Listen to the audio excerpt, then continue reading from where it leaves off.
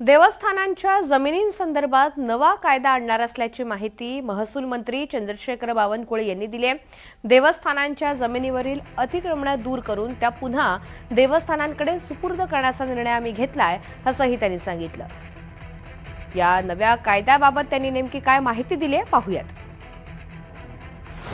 जमिनी या महसूलची आहे आणि त्यामुळे या जमिनी पुन्हा देवस्थानाला परत मिळाव्या, देवस्थानाचे हक्क साबित व्हावेत, देवस्थानचं अतिक्रमण सरकारने कमी करून देवस्थानला द्यावं, कारण देवस्थान जमिनी अतिक्रमण कमी करू शकत नाही, इतकं बलाढ्य लोकांचं अतिक्रमण आहे। देवस्थानच्या जमिनीवर बलाढ्य लोकांचं अतिक्रमण असल्यामुळे देवस्थान खाली करू शकत नाही आणि त्यामुळे सरकारने जसं वक्फ बोर्डामध्ये आहे की सरकार जमीन खाली करून देतं, तसा कायदा या राज्यामध्ये यावा। देवस्थानला 5.5 लाख हेक्टर जमीन त्या ठिकाणी मिळाव्यात।